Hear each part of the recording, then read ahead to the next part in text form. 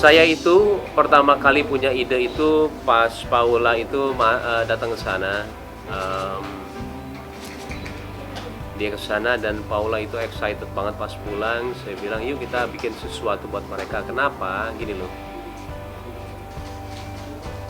Citayam Fashion Week ini sesuatu hal yang besar ya. Karena selama ini saya melihat kayak, saya nggak tahu ini benar atau enggak ya. Tapi fashion itu terkadang hanya orang-orang elit saja yang punya. Hanya orang Jakarta, Jakarta Selatan. Sedangkan ini digerakkan dengan satu movement yang sangat besar sekali. Niatannya itu benar-benar menjadikan ini wadah untuk mereka semua yang nantinya kalau misalkan ada yang bagus, ada yang ini kita sekolahkan. Emang niatannya sih sebenarnya memang ke arah situ ya, cuman terkadang salahnya saya mungkin komunikasinya itu nggak jelas ke kalian. Bahkan saya sebelum mengambil IP-nya itu, saya bicara dulu sama Bonge, jamnya juga ada. Ketika saya mau mengambil dengan ambisiusnya ya, nggak mungkin lah saya minta izin dulu ke Bonge buat apaan gitu loh. Jam 9 saya WhatsApp dia dan saya kasih tahu rencana saya. Jam 12 saya telepon IP, sesimpel saya nanya siapa yang punya. Kalau misalkan ada yang punya, saya bilang saya mau minta izin, saya mau minta Citayam Fashion Week ini yuk kita bangun sama-sama yuk. Jangan sampai movement ini hilang begitu aja, karena kalau memang sudah ada sebesar ini, harus pemerintah atau enggak public figure yang punya andil untuk membesarkan, jangan hanya jadi movement aja, karena ini menyangkut Indonesia. Jarang sekali orang dari menengah ke bawah itu menikmati fashion, dan tiba-tiba sekarang kita menikmati semua orang dengan beragam macam orang di satu tempat dan mereka menikmati semuanya. Sesimpel saya punya cita-cita, yuk bikin yuk buat mereka, tapi jangan event yang kayak biasa aja. Kita harus lebih hebat daripada Jakarta Fashion Week. Caranya gimana? Harus ada modal, ada biaya. Dan kita mau, istilah yuk, bikin yuk. Konsep sudah jadi semuanya. Ternyata yang masalah itu sebenarnya IP-nya itu. Salah saya ketika saya tidak kasih tahu. Cuman mimpi saya di belakang itu, visi saya di belakang itu, memang bukan untuk saya agak sedih sih ya ketika baca mengambil keuntungan si kaya dan si miskin. Karena itu insya Allah ya jauh banget dari pemikiran saya. Tapi balik lagi sebenarnya semua bukan salah mereka, karena memang informasinya buat mereka itu nggak lengkap dari saya. Tiba-tiba ada yang ngambil dan saya pun jujur ya, ketika memang ada seperti itu, orang mengambil seperti itu, saya mungkin akan beranggapan seperti itu. Mereka semua nggak salah, narasi mereka berbeda-beda, dan saya bener-bener pelajarannya itu besar banget ya. Tapi tolong banget, movement ini itu jangan sampai hilang gitu aja. Kalaupun memang kita harus melepas, ya Allah saya senang banget. Kenapa? Karena beban saya itu berat sebenarnya ketika Citayam Fashion Week ada di saya. Terlalu luas, terlalu visi terlalu gede, dan uang yang dikeluarkan tuh banyak banget, dan saya nggak punya sponsor. Kalaupun memang harus ngelepasin, ya Allah saya senang banget. Kalaupun memang harus ngelepasin, ya Allah saya senang banget. Cuman tolong ada yang gerakan setelah ini. Siapapun, pemerintah atau nggak public figure, yuk gerakin dong.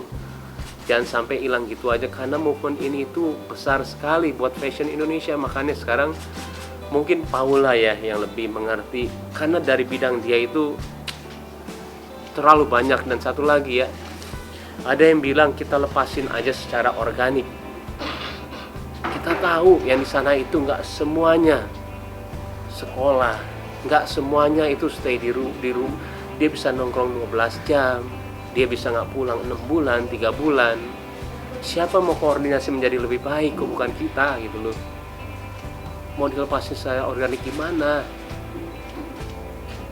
Saya sebelnya itu saya punya cita-cita kenapa seperti itu.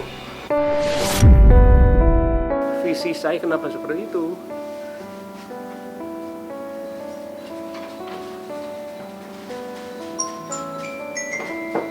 Dan lumayan agak saya menyesalkan sih sebenarnya kenapa. Karena semuanya itu ya sebenarnya masalah saya juga, cuman niatan saya itu yang saya nggak utarakan ya.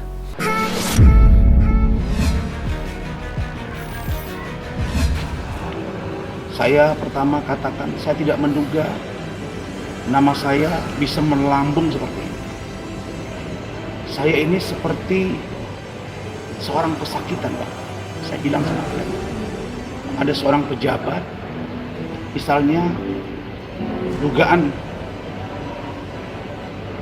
melakukan satu tindak pidana korupsi misalnya, lalu kemudian karena dia public figure dia harus mengundurkan diri. Jadi saya ini banyak yang posisi-posisi saya itu dengan ikhlas saya relakan untuk diambil alih di sementara, dan saya fokus dengan urusan ini. Dan hari ini alhamdulillah semua terjawab. Pak Ketua Yayasan Pak Iqbal Salim, seorang lawyer juga. Pembina Pak Syarif, lawyer juga. Pak Rektor Pak Agus Haryadi, rektor yang sah. Kemudian Pak Gangga, Wakil Sekretaris Yayasan. Pak Agus, staf sekretariat atau biro akademik. Saya pusing kepala saya karena ada berita-berita seperti ini gitu. Nah, terus kita kembali kepada masalah mahasiswa. Sekarang secara logika mahasiswa yang tamat tahun 2014 yang masuk 2010 ya kan. Itu kan YPPIC itu kan belum punya izin. Izinnya baru 2016. Ya kan. Nah, sekarang kalau mau ngecek kayak Rahman, ya kan, mau ngecek ke sana, ya nggak nyambung, orang dia bukan kuliah di sana, ngeceknya ke kita. Kalau memang nanti dicek di kita ini ada, udah, gitu kan. Nah, jadi kalau kita ada satu persis kayak gini, dilaporin sama masyarakat sana, si lurah, di mana? Di apa? Nias, mahasiswa kita. Nah, setelah dilaporin, diceklah ke pemuda. Sebetulnya kalau pemuda itu baik, merasa kita ini senior dia atau orang tua dia, bilang aja, Pak, kalau mengecek ini bukan mahasiswa saya, silakan aja di sana. Jangan didramatisir, dipolitisir. Loh, kita sama-sama kok. Harusnya kita saling mendukung. Kalau kita mau bicara baik-baik, ya bicara baik-baik. Nah, sekarang kalau dia misalnya kayak Rahman, dia bilang tidak terdaftar, ya wajar tidak terdaftar, orang tidak pernah mendaftar di sana. 2010 mereka belum punya izin, mana bisa orang perguruan tinggi tidak punya izin terima mahasiswa. Bahwa ternyata pertama, ijazah saya sah dan legal. Itu kan penjelasan tadi kan? Benar nggak? Benar nggak? Saya tanya kalian, benar kan? Benar. Yang kedua, adakah saya didaftarkan atau direport ketika menjadi mahasiswa di 2010? Dan adakah saya juga termasuk dalam daftar orang yang telah selesai melaksanakan perkuliahan sampai 2014? Secara tidak sengaja, maksudnya tidak sengaja ini, mereka mungkin data ini sudah tidak temukan lagi. Perkiraan, karena ribut-ribut soal ini, akhirnya ditemukanlah data SBED itu. Data SBED itu mana ya? Mesti data SBED kasih, yang dikasih Pak Syarif. Yang terakhir tadi yang dikasih. dalam data SBET itu, di situ semua ada laporan. Bulan Maret 2014. Fakultas Hukum, Fakultas Ilmu Sosial Politik, Fakultas Ekonomi, saya lupa fakultas apa lagi. Di situ terrecovery dengan baik. Semuanya. Jadi bukan saja saya yang sah ijazahnya dan kelulusannya, tapi juga seluruh orang yang dimasukkan dalam data SBET itu. Pada saat itu,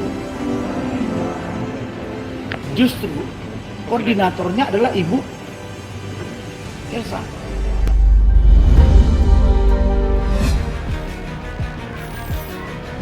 Dukung sih, papanya kayaknya dukung-dukung aja deh semuanya. Selalu sharing, selalu kan kita selalu ketemuan juga, main, tuker cerita, terus Gempi lagi suka apa, kita selalu lapor. Kalau nggak sempat ketemu pasti video call. Gempi juga bisa chatting sendiri sekarang sama bapaknya.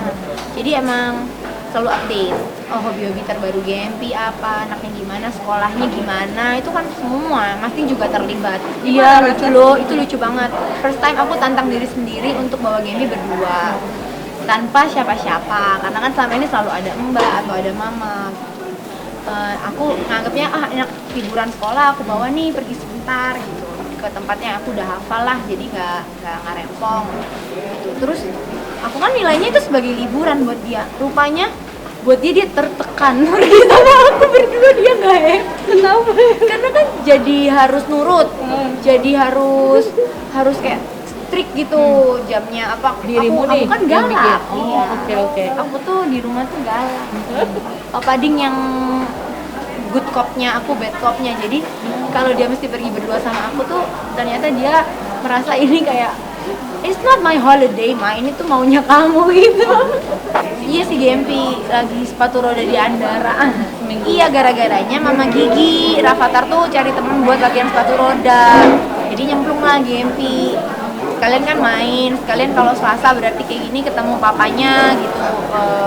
Kalau pas lagi ada di Jakarta atau lagi nggak meeting. Jadi emang udah jadwalnya dia per Selasa.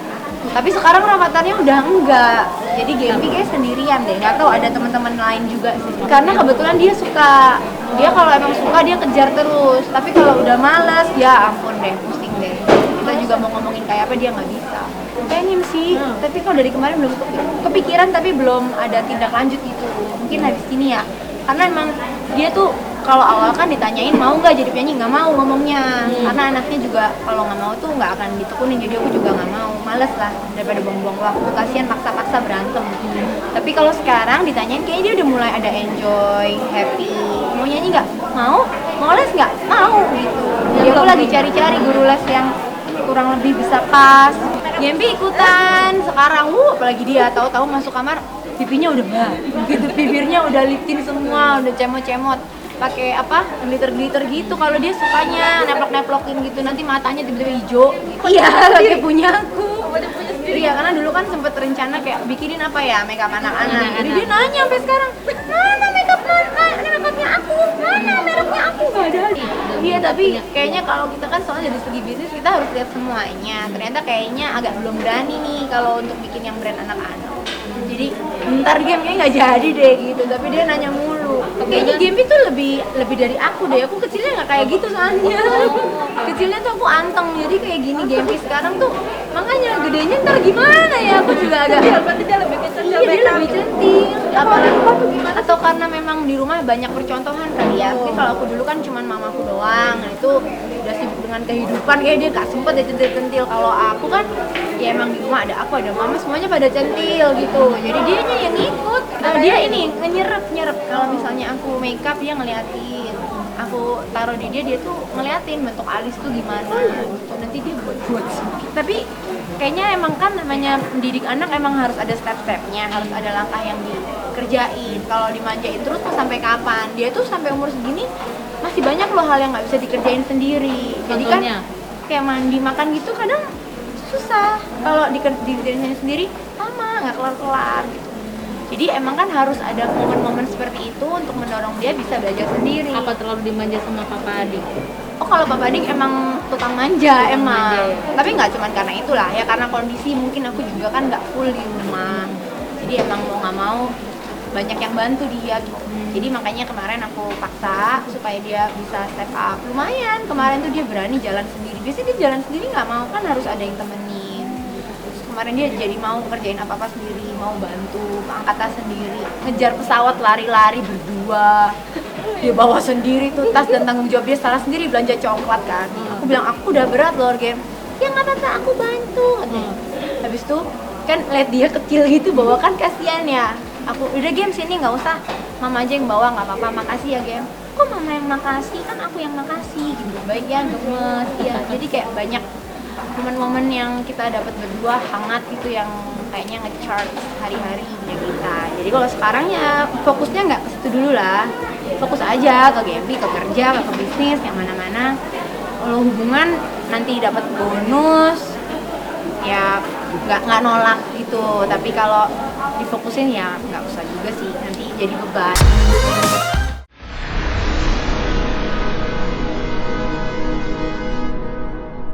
Jadi jangan lupa untuk subscribe Cumi Cumi. Ditekan ya tombol lonceng merahnya.